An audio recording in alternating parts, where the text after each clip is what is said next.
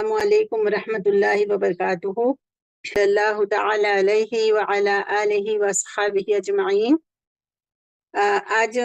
جو ایک دم اچانک سے ہم نے بات کرنے کی بات کی ہے، تو انشاءاللہ میں نے ابھی توحید کے بارے میں بات کرنا سوچا ہے انشاءاللہ۔ تو میں پڑھتی ہوں اور میں بتاتی ہوں انشاءاللہ کہ توحید عنوان ہے توحید کی فضیلت اور توحید کا تمام گناہوں کو مٹا دینا۔ الحمدللہ ہم لوگ سب بات کر رہے ہیں، قرآن پڑھ رہے ہیں، اور کیا چیز گناہ ہے اور کیا چیز جو ہے نا مردوں کو کیا کرنا چاہیے اور عورتوں کو کیا کرنا چاہیے، اور کس کا قصور ہوتا ہے اور کس کا نہیں ہوتا ہے، اور اصل میں برداشت اور جھیلنا سب کو پڑتا ہے، سب کی آزمائشیں آ جاتی ہے۔ مرد بھی اپنی طرف سے جھیلتا ہے، عورتیں بھی جھیلتی ہیں، اور بہت سارے بچوں کے اوپر بھی اثرات ہوتے ہیں جب میاں بیوی میں جھگڑے ہوتے ہیں۔ اور اس کے اندر بہت ساری باتیں ہوتی ہے، جو غیبت ہوتی ہے، چگلی ہوتی ہے، جو بیز ہوتا ہے وہ بہت ساری ہوتی ہے، بہت ساری وجوہات ہوتی ہے میاں بیوی کے رشتے خراب ہونے میں۔ تو اصل میں دنیا کی یہ پوری ہماری زندگی ہی ایسی ہے کہ ہمارے سارے معاملات کے ساتھ ہمارے پرابلمز اور آزمائشیں اور چلتی ہی چلی آئے گی۔ ہم جب سے پیدا ہوتے ہیں، ہم بچے ہوتے ہیں، بڑے ہوتے ہیں، اور قبر تک جانے تک یہ دنیا کی زندگی ہماری جتنے بھی دنوں کی ہے، تو اس میں آزمائش تو ہوگی، ہر پل آزمائش ہوگی۔ کبھی بھی ہم نہیں کہہ سکتے کہ ہم آزمائشوں سے، فکر سے اور ٹینشن سے ہم بری الذمہ ہو گے، امن اور چین سب کچھ ہوگا۔ تو یہ چیزیں ہیں کہ معاملات میں بھی پرابلمز ہوں گے، ہر چیز میں ہوگا۔ جسمانی صحت میں بھی اللہ تعالیٰ آزماتا ہے، مال میں بھی آزماتا ہے، رشتہ داریوں میں بھی آزماتا ہے۔ تو اصل میں جو ہے یہ تو ہمارا امتحان ہے، اور یہ ہمارے لیے تھوڑے معاملات کو آسان کرنا تھوڑا ہمارے لیے مشکل بھی ہو جاتا ہے، ٹھیک ہے۔ لیکن سب سے آسان بات، سب سے سیدھی بات جو مجھے پسند ہے، اور جس کے لیے رسول اللہ صلی اللہ علیہ وسلم نے 13 سال تک مکہ میں جو ہے وہ جدوجہد کی تھی اور اس تعلیم کو پھیلایا تھا، اس کے بعد سارے احکام آئے تھے جو ہم سورہ نساء میں اور سورہ بقرہ میں پڑھتے ہیں۔ تو 13 سال کے بعد مدینہ میں جب ہجرت کر کے آئے تھے تو اس کے بعد جو ہے یہ سارے احکام آئے تھے۔ پہلے تو جو ہے وہ عقیدہ توحید کو درست کرنا تھا، اور اللہ تعالیٰ نے تمام انبیاء آدم علیہ السلام سے لے کر محمد صلی اللہ علیہ وسلم تک اور قیامت تک یہ تعلیم تو ہوگی ہی توحید کی، ٹھیک ہے نا۔ تو اس کو تھوڑا سا ہم اس کو حدیثوں کے ذریعے سے اور قرآن کی کچھ آیتوں کے ذریعے سے ہم تھوڑا اچھے طریقے سے پڑھتے ہیں۔ جو عنوان ہے توحید کی فضیلت اور توحید کا تمام گناہوں کو مٹا دینا۔ آپ کو پتا ہے توحید یہ واحد سے نکلا ہے، یعنی اللہ کو ایک جانا،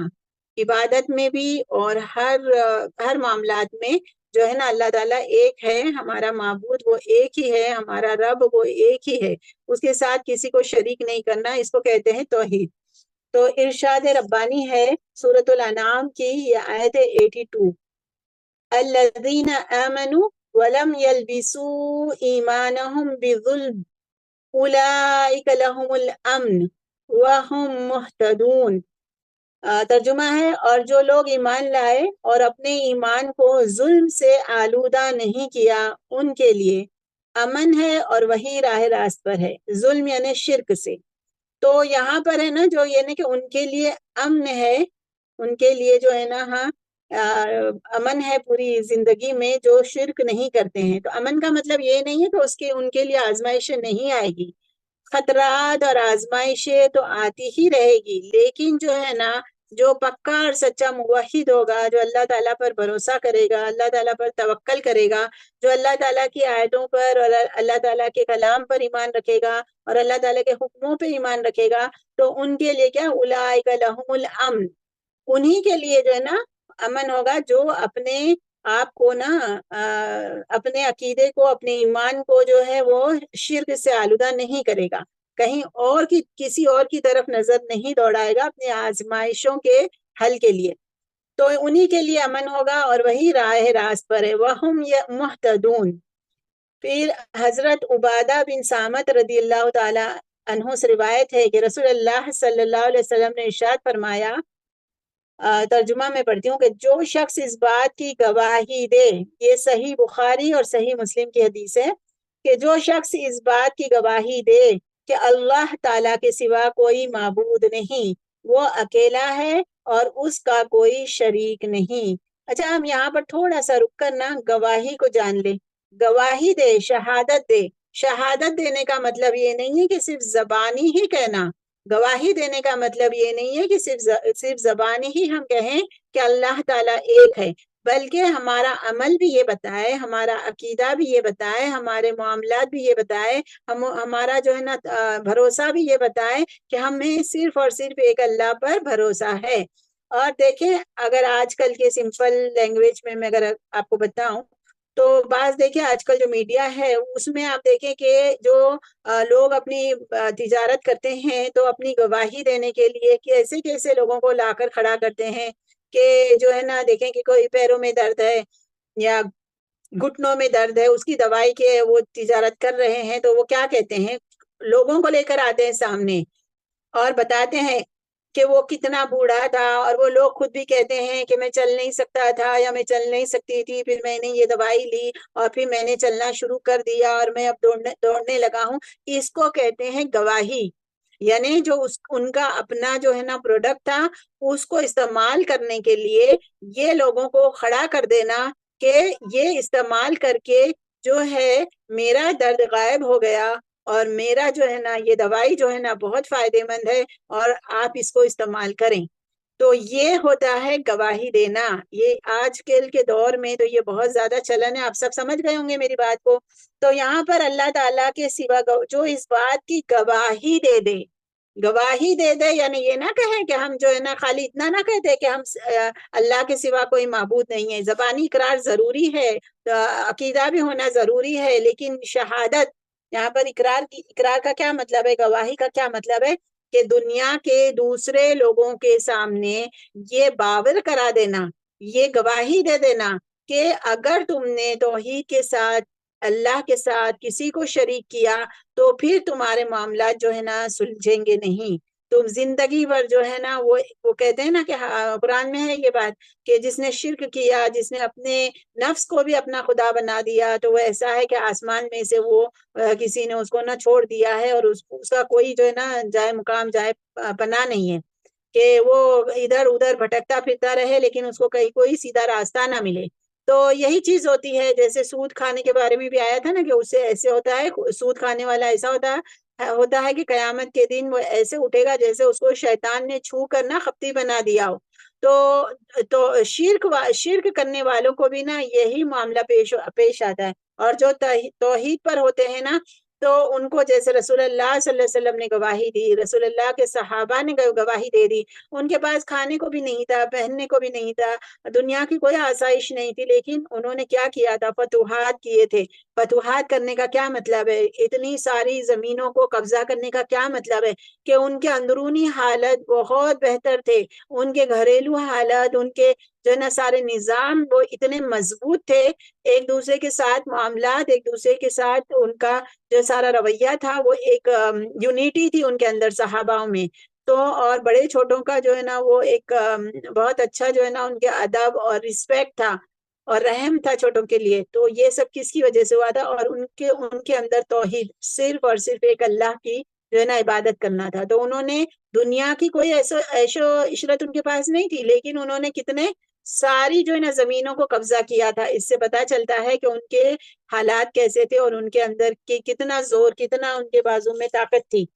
تو اللہ تعالیٰ کے ہمیں بھی جو ہے نا گواہی دینی چاہیے، ہمیں ہمیشہ یہ بتانا چاہیے کہ میں شرک کرتی تھی تو مجھے اتنی پرابلمز آتی تھی، اور میں نے توحید اختیار کیے تو سارا آسان ہو گیا ہے۔ اور میں خود آپ کو یہ گواہی دینا چاہتی ہوں کہ اگر ہم اللہ تعالیٰ پر ہر معاملے کو، حسبی اللہ و نعم الوکیل، کچھ بھی آ جائے، اس نے وہ کہہ دیا، اس نے یہ کر دیا، آج یہ ہو گیا، آج وہ ہو گیا، اگر ہم یہ کہتے ہیں کہ بس جانے دو، چھوڑو، حسبی اللہ و نعم الوکیل، تو وہ چیز اتنی آسان ہو جاتی ہے، اتنی آسان ہو جاتی ہے کہ بالکل بھی کوئی ٹینشن، کوئی تکلیف نہیں ہوتی ہے، اور انشاءاللہ ہمارے لیے مزید بھلائیوں کے، نیکیوں کے اتنے راستے کھلتے ہیں کہ ہمیں جو ہے نا ہم گن بھی نہیں سکتے۔ بہت سارے ایسے واقعات ہوتے ہیں کہ اللہ تعالیٰ جو ہے نا ہمارے لیے جو ہے نا ہماری دعاؤں کو فوراً قبول کرتے ہیں. اللہ تعالیٰ ہمیں بہت ساری نعمتیں عطا فرماتے ہیں. اور نعمتوں کا مطلب یہ نہیں ہے کہ گاڑی بنگلے یا بہت ساری جو ہے نا محل اور یہ ساری چیزیں ہوں گی، لیکن یہ ہے کہ امن اور خوشی اور سکون اور چین اور یہ ساری چیزیں ہوتی ہے. اور نیکیوں میں جو ہے نا ہم لوگ جو ہے نا مزید ہماری روزمرہ کی زندگی میں ہم دیکھیں کہ ہماری نیکیوں میں نا آسانی کے ساتھ اضافہ ہوتا جاتا ہے. آپ دیکھیں رمضان کا مہینہ ہے، آپ کو درس ہمارے کتنے سارے ہوئے تھے، تو رات کو ہم نے کہا تھا پورا دن ختم ہو جائے تو اپنے روزوں کا محاسبہ کریں. آپ خود آپ کو سمجھ آ جائے گا کہ آپ نے آج روزوں کا محاسبہ کرے کہ آپ نے اللہ کے لیے کتنے سارے ٹینشن کو چھوڑ دیا، کتنے سارے لوگوں کے رویے کو جو ہے نا اللہ کے آگے تم نے اگنور کر دیا. ٹھیک ہے، اور کتنی ساری جو ہے نا وہ صبح میں اٹھتے ہی سحری سے پہلے تہجد پڑھنا یا سحری کے بعد ذکر کرنا اور اللہ کے لیے آرام بھی کرنا، تو اللہ کے لیے آرام کرنا اور روزوں کا نہ کسی کے اوپر احسان نہیں جتانا. تو آپ خود محاسبہ کریں، آپ کو سمجھ آئے گا کہ ہمارے روزے پھر کتنے آسان ہو جاتے ہیں. اور مزید ہم نے سوچا بھی نہیں ہوتا ہے، اور مزید واش روم میں جاتے ہیں، ہاتھ دھو کے نکلتے فوراً یاد آتا ہے کہ نہیں میں وضو بھی کر لوں. یہ اللہ کی طرف سے ہوتا ہے، فوراً ایسے ہوتا ہے کہ لاؤ میں وضو بھی کر لوں. اور جب وضو کر کے کچن میں جاتے ہیں اور سحری بنانے جاتے ہیں تو اللہ کی طرف سے ایسا معاملہ ہوتا ہے کہ پھر اس وقت سحری بناتے یا سحری کھانے کے ساتھ جو ہے نا 2 رکعت نماز کی بھی توفیق مل جاتی ہے. اور جو اللہ کے اوپر بھروسہ نہیں کرتا ہے، باوجود اس کے کہ وہ ارادہ کرے کہ میں سحری کے وقت بھی 2 رکعت نماز پڑھوں گی، تو ہرگز اس سے وہ آسانی ہوتی نہیں ہے. یہ آپ نوٹ کر لیں، ٹھیک ہے نا. تو یہ ساری چیزیں ہوتی ہے جو توحید کا فائدہ ہوتی ہے اور امن ملتا ہے. یہ اللہ تعالیٰ نے سورہ انعام میں کہا ہے اور یہ ہمارا وعدہ ہے اور ہمیں اس کی گواہی دینی ہے. ہمیں زبان سے بھی اقرار کرنا ہے اور لوگوں کو بھی سکھانا ہے، ٹھیک ہے نا. تو اب آگے جاتے ہیں حدیث کے لیے. جو شخص اس بات کی گواہی دے کہ اللہ تعالیٰ کے سوا کوئی معبود نہیں، وہ اکیلا ہے اور اس کا کوئی شریک نہیں، اور حضرت محمد صلی اللہ علیہ وسلم اس کے بندے اور رسول ہیں، یعنی حضرت رسول اللہ صلی اللہ علیہ وسلم کے بارے میں بھی گواہی دے کہ وہ ہمارے لیے پیغام لے کر آئے ہیں اور ان کا پیغام جو ہے نا وہ بالکل صحیح ہے اور اللہ تعالیٰ کی طرف سے ہے. اس کے اوپر ہمیں ایمان لانا ہے، اس کے اوپر عمل کرنا ہے جتنی ہماری استطاعت ہے. یہ میں ایگری کرتی ہوں اور میں یہ اقرار کرتی ہوں کہ ہم سے سارے کے سارے احکام جو ہے نا ہم بجا نہیں لا پاتے. ہم لوگ تو بہت کمزور ہیں، لیکن جتنی ہم کوشش کریں گے اتنی مزید طاقت ملتی جاتی ہے اور ہم سنتوں پہ بھی عمل کرتے جائیں گے انشاءاللہ. اور پھر یہ کہ اس کا کلمہ جو اس نے حضرت مریم علیہ السلام کی طرف ڈالا تھا اور اس کی طرف سے بھیجی ہوئی روح تھی، یعنی اس بات کی بھی گواہی دے کہ وَأَنَّ عِيسَىٰ عَبْدُ اللَّهِ وَرَسُولُهُ وَكَلِمَتُهُ أَلْقَاهَا إِلَىٰ مَرْيَمَ، یعنی کہ عیسیٰ یہ بھی گواہی دینے کہ حضرت عیسیٰ علیہ السلام بھی اللہ تعالیٰ کے بندے، اس کے رسول، اس کا کلمہ جو اس نے حضرت مریم علیہ السلام کی طرف ڈالا تھا اور اس کی طرف سے بھیجی ہوئی روح تھے. اور جو شخص اس بات کی بھی گواہی دے کہ جنت اور جہنم برحق ہے، تو ایسے شخص کو اللہ تعالیٰ بہرحال جنت میں داخل کرے گا، خواہ اس کے اعمال کیسے ہی ہو. ما کان من العمل، اس کے اعمال کیسے بھی ہو اللہ تعالیٰ اس کو جنت میں داخل کرے گا. تو اصل میں جو جنت اور جہنم کی بھی گواہی دے گا کہ وہ حق ہے، تو اس کے اعمال تو بدلیں گے ہی بدلیں گے. اگر وہ صحیح معنوں میں ایمان رکھتا ہے اور کہے گا کہ نہیں جنت اور جہنم حق ہے، تو ہر معاملات میں کوشش کرے گا کہ یہ جو میں نے حرکت کی ہے یا یہ جو میں نے معاملہ کیا ہے، تو اب اس کے نتیجے میں اللہ تعالیٰ ناراض ہوا ہے کہ خوش ہوا ہے، اور اللہ تعالیٰ مجھے جنت دے گا کہ جہنم دے گا. تو اگر ہمارا عقیدہ ہوگا پکا تو ہم سدھریں گے، ورنہ ہم کہیں گے ہاں کس نے دیکھی ہے جنت کو اور جہنم کو، کیا ہوگا وہ بعد میں جو ہوگا دیکھا جائے گا. ایسا لوگ کہتے ہیں، یا اگر اتنا کہتے بھی نہیں ہے تو وہ اپنے اعمال میں جو ہے نا بے فکری اور جو ہے نا وہ پائیداری نہیں پاتے ہیں. تو اگر دنیا کی زندگی میں ہمیں آسانی سے رہنا ہے، دنیا میں سکون سے رہنا ہے، تو ہمیں توحید، اللہ تعالیٰ کو ہر حال میں یاد رکھنا اور ہر معاملے کو اللہ تعالیٰ کے سپرد کرنا ضروری ہو جاتا ہے. پھر یہ چاہے وہ میاں بیوی کے جھگڑے ہو، چاہے اولاد کی طرف سے ہو، چاہے والدین کی طرف سے ہو، چاہے مالی تکلیف ہو، ہر چیز کو اللہم حاسبنی حسابا یسیرا یا حسبی اللہ ونعم الوکیل، یہ ساری چیزیں پڑھ کرنا وہ معاملات کو درست کر دینا. پھر آگے ہے اور صحیحین، یعنی کہ صحیحین میں ہی ہے، یعنی بخاری اور مسلم میں ہی ایک اور حدیث ہے کہ حضرت اتبان رضی اللہ تعالیٰ عنہ سے روایت ہے کہ آن حضرت صلی اللہ علیہ وسلم نے ارشاد فرمایا کہ اللہ تعالیٰ ایسے شخص کو جو محض رضائے الہی کے لیے لا الہ الا اللہ کا اقرار کرے دوزخ پر حرام کر دیتا ہے۔ فَإِنَّ اللَّهَ حَرَّمَ عَلَى النَّارِ مَنْ قَالَ لَا إِلَهَ إِلَّا اللَّهُ يَبْتَغِي بِذَلِكَ وَجْهَ اللَّهِ، اللہ کی رضا کے لیے اگر جو کوئی بھی اقرار کرتا ہے کہ اللہ کے سوا کوئی معبود نہیں ہے، ٹھیک ہے نا، تو پھر ہماری انا اور میں بھی جاتا رہے گا، اور ہم کسی اور کو بھی جو ہے نا ہمارے سارے رویے کا ذمہ دار نہیں سمجھیں گے، اور ہمارے سارے معاملات کا آزمائش کا ذمہ دار نہیں کہیں گے، بلکہ ہم یہ سوچیں گے کہ یہ آزمائش اللہ تعالیٰ کی طرف سے آئی ہے، اور یہ اللہ تعالیٰ کی رضا کے لیے ہم یہ ساری چیزوں پر صبر کریں گے اور اللہ کے اوپر بھروسہ کریں گے، تو پھر اللہ تعالیٰ جو ہے نا یہی لا الہ الا اللہ کا اقرار ہے، یہی کلمہ توحید کا اقرار ہے، تو پھر اللہ تعالیٰ کا وعدہ ہے کہ دوزخ پر حرام کر دیتا ہے۔ سبحان اللہ، کہ ہمارے لیے پھر جنت پانا انشاءاللہ آسان ہو جائے گا، اور اللہ تعالیٰ دیکھیں کتنی خوشخبریاں دیتے ہیں۔ حضرت ابو سعید خدری رضی اللہ تعالیٰ عنہ سے روایت ہے کہ رسول اللہ صلی اللہ علیہ وسلم نے فرمایا کہ یہ جو ہے نا یہ روایت جو ہے نا ابن حبان والحاکم، اور وہ یہ صحیح ہے، صحیح حدیث ہے۔ موسیٰ علیہ السلام نے اللہ تعالیٰ سے عرض کی، اے میرے پروردگار، مجھے کوئی ایسا ذکر بتائیں جس سے میں تجھے یاد کروں اور اس کے ذریعے سے تجھے پکارتا رہوں۔ اللہ تعالیٰ نے فرمایا، اے موسیٰ، لا الہ الا اللہ پڑھا کرو۔ حضرت موسیٰ علیہ السلام نے کہا، اے میرے رب، یہ کلمات تو تیرے سب بندے پڑھتے ہیں۔ اللہ تعالیٰ نے فرمایا، اے موسیٰ، اگر ساتوں آسمان اور ان کی مخلوق بجز میرے اور ساتوں زمینیں ترازو کے ایک پلڑے میں ہوں، اور لا الہ الا اللہ دوسرے پلڑے میں ہو، تو لا الہ الا اللہ ان سب سے وزنی ہوگا۔ سبحان اللہ۔ موسیٰ علیہ السلام کے دل میں بھی یہی آیا تھا جو ہم سب بہنوں کے دل میں آیا ہوگا کہ یہ موضوع جو ہے نا لا الہ الا اللہ، یہ تو ہم سب پڑھتے ہیں، یہ کلمہ تو ہم یہ سارے صبح شام کے اذکار کرتے رہتے ہیں، تو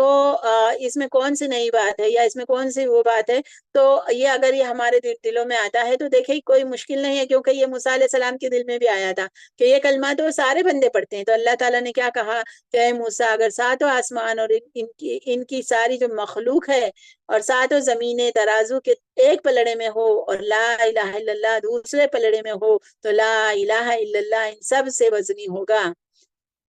اور سنن ترمیزی میں حسن سند کے ساتھ حضرت انس سے مروی ہے کہ میں نے رسول اللہ صلی اللہ علیہ وسلم کو یہ فرماتے ہوئے سنا کہ اللہ تعالیٰ نے ارشاد فرمایا، یا ابن آدم،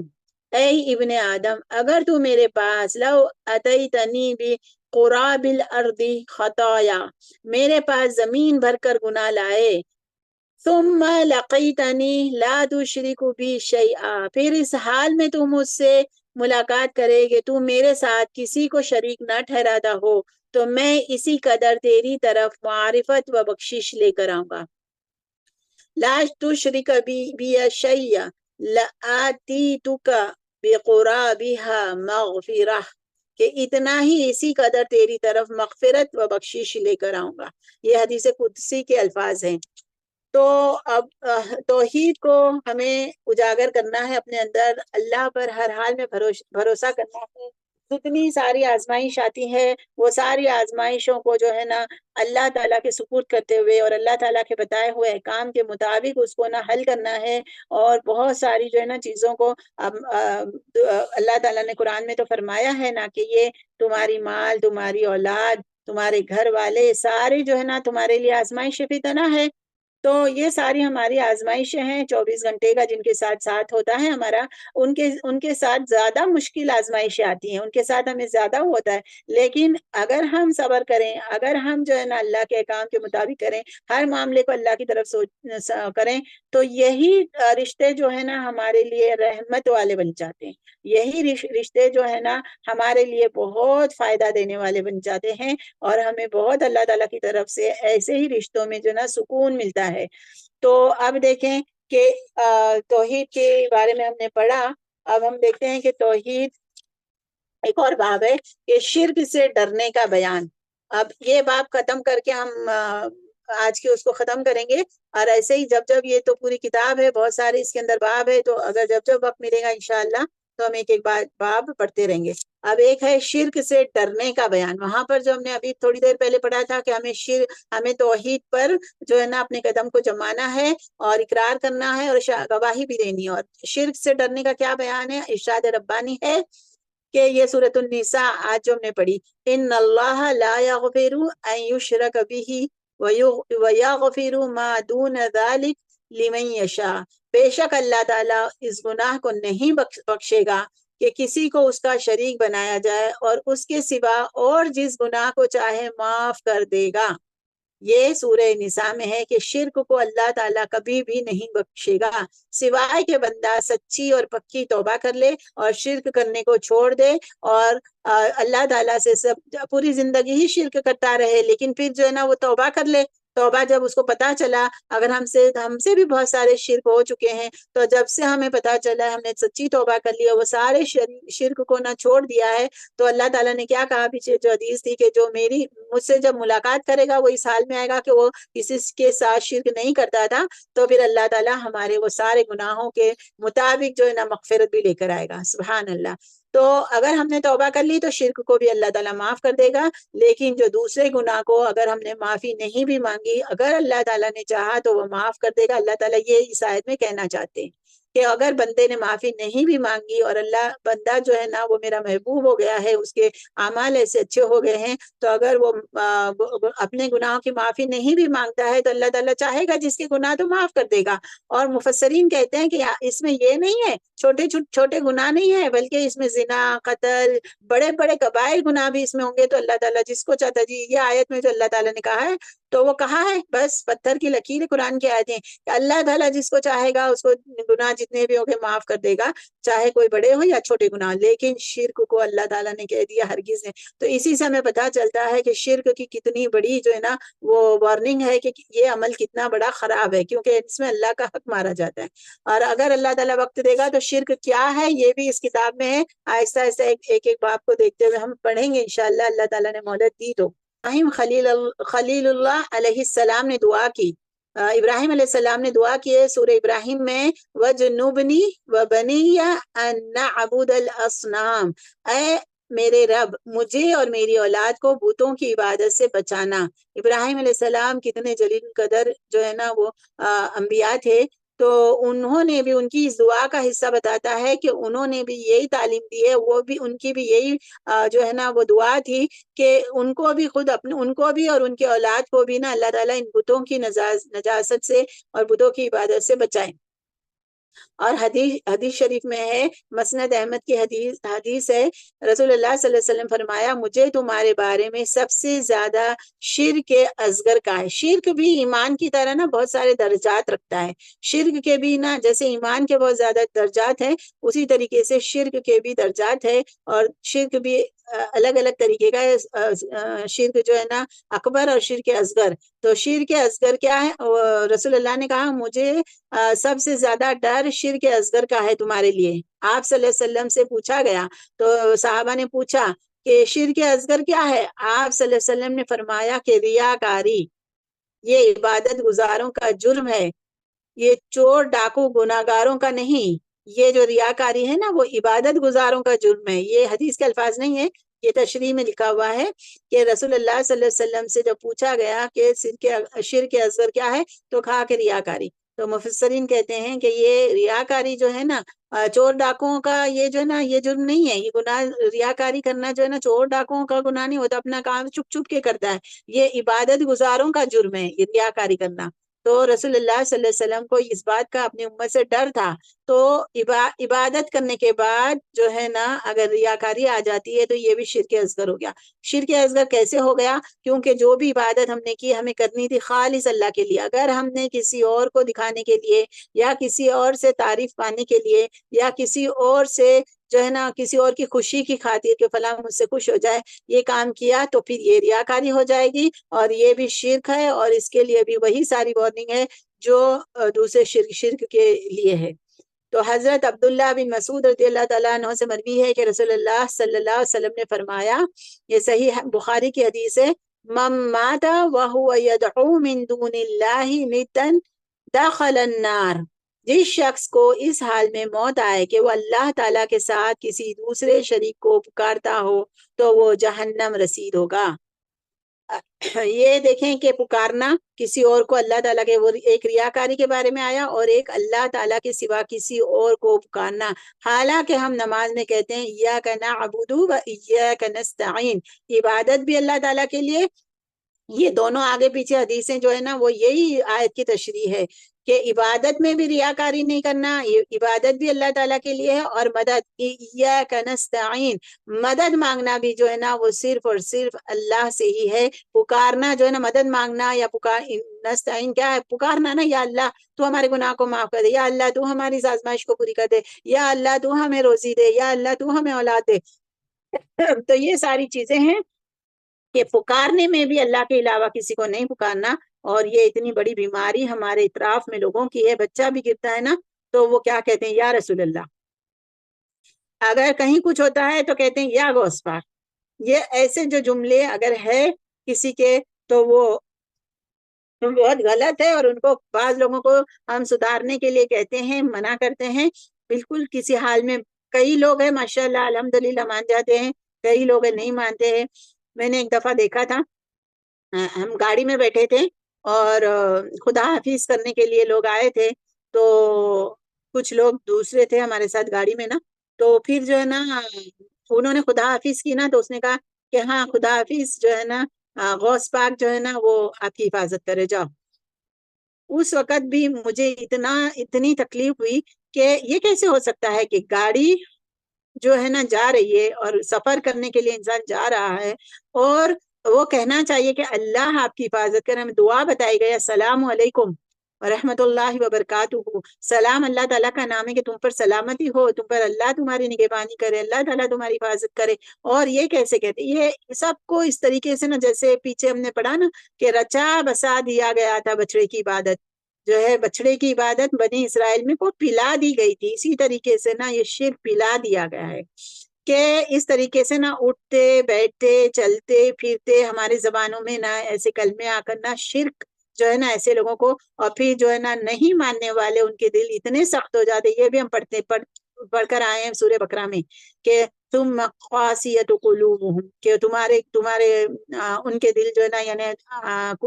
دل جو ہے نا پتھر کے ہو جاتے ہیں، یعنی جو صحیح بات ہوتی ہے، نصیحتیں ہوتی ہے، وہ ان کو سمجھ میں نہیں آتی ہے، ان کے اوپر فرما برداری نہیں کرتے، وہ نہیں مانتے ہیں، پتھر کے دل ہو جاتے۔ دل ہونے چاہیے نرم، اگر اچھی بات بتائی جائے تو وہ جذب کرنے والے ہو، اور بری باتیں اس کے اندر سے نکال دینے والے، دھل بھی جائے، ایسے نرم ہو کہ دھل بھی جائے۔ تو ایک پتھر کی طرح جو ہے نا وہ دل ہو جاتے ہیں کہ نہ اچھی بات کو وہ جذب کر پاتے ہیں، نہ نیکی کو جذب کر سکتے ہیں، اور نہ بری باتوں سے وہ دھل سکتے ہیں۔ ایسے پتھر والے وہ پتھر کی طرح دل ہو جاتے ہیں۔ تو اللہ تعالیٰ جو ہے نا، میرے خیال سے وقت ختم ہو رہا ہے، تو اللہ تعالیٰ سے دعا کرتے ہیں کہ ہمیں پکے اور سچے موحد بنا دے۔ اللہ تعالیٰ کا یہ رمضان کا مہینہ ہے، احتساباً ایمانا و احتساباً، من قام رمضان و من صام رمضان، یہ دونوں کے ساتھ ہے، ایمانا و احتساباً غفر لهم ما تقدم من ذنبی، کہ اللہ تعالیٰ کے ساتھ، ایمان کے ساتھ اور احتساب کے ساتھ اگر ہم نے روزے رکھے اور راتوں کو قیام کیا تو تمام گناہوں کو معاف کر دے گا اللہ تعالیٰ۔ تو یہ ایمان اور احتساب جو ہے نا وہ اس کی تشریح میں ایک ہی لفظ ہے کہ توحید کے ساتھ اللہ پر ہی ایمان رکھتے ہوئے اور اللہ کے پاس سے ہی ثواب کا اجر رکھتے ہوئے، تو پھر ہمارے تمام گناہوں کو اللہ تعالیٰ جو ہے نا معاف کر دے گا۔ تو اللہ تعالیٰ ہمیں پکے اور سچے موحد بنا دے، اللہ تعالیٰ ہمیں اپنے بندے بنا دے، اپنے محبوب بندے بنا دے، اور ہمیں اللہ تعالیٰ جو نا کسی اور کے حوالے نہ کرے۔ اللہ تعالیٰ تو نہیں کرتا، اللہ تعالیٰ ہماری پوری طریقے سے حفاظت کر رہا ہے، ہم ہی اپنے آپ کو اور اپنے لوگوں کو نہ دوسروں کے حوالے کرتے ہیں اللہ کو چھوڑ کر۔ تو اللہ تعالیٰ ہماری اس خصلت کو دور کر دے، ہماری اس گناہ کو مٹا دے، ہمیں سمجھا دے، ہمیں بتا دے اللہ تعالیٰ کہ کس طریقے سے نہ ہمیں اللہ تعالیٰ کی توحید پہ عمل کرنا ہے، کس طریقے سے اللہ کے پکے اور سچے بندے بن کر اور اسی کا دامن تھام کر اور اسی کی جو ہے نا تو عبادت کر کر اسی سے مدد چاہ کر نہ زندگی گزارنی ہے ہر معاملے میں۔ تو اللہ تعالیٰ ہماری مدد فرمائے اس کے لیے، اور جو کچھ بھی ہم نے کہا اور جو کچھ بھی ہم نے سنا اللہ تعالیٰ اس کو قبول کر لے۔ اللہ تعالیٰ نے یہ موقع دے دیا تو اللہ تعالیٰ کا بہت بڑا اللہ کا شکر ہے۔ اللہ تعالیٰ ہمیں ایسے موقع فراہم کرتے رہے، اور اللہ تعالیٰ ہم سے جو ہے نا اپنی رضا والے کام دیتا رہے۔ اللہ تعالیٰ اس کو قبول بھی فرما دے، اور اللہ تعالیٰ ہمیں ریاکاری سے بچا دے، شرک سے بچا دے۔ اللہ سارے عمل جو ہے نا ہم خالص تیرے لیے کریں، یہ روزے، یہ عبادتیں، یہ قیام، یہ قرآن کی تلاوتیں، اور یہ مہینہ جو آیا ہے، یہ سب اللہ تعالیٰ تیری ہی رضا کے لیے ہم گزاریں، اور تو جیسا چاہتا ہے، جیسے ہمیں تراشنا چاہتا ہے، جیسے ہمیں بنانا چاہتا ہے، تو ہمیں تپا کر ہمیں ہیرا بنانا چاہتا ہے اللہ تعالیٰ، تو ہمیں بنا دے ہمیں، اور یا اللہ تعالیٰ ہمیں قبول کر لے، یا پروردگار ہماری عبادتوں کو قبول کر لے۔ اور اے اللہ جتنی بھی بہنیں یہاں پر بیٹھی ہوئی ہیں، ان کی تمام کی جائز تمنا کو، ہم سب کی جائز تمنا کو پوری کر۔ یا اللہ تعالیٰ ہمیں گناہوں سے مغفرت دے دے، ہمیں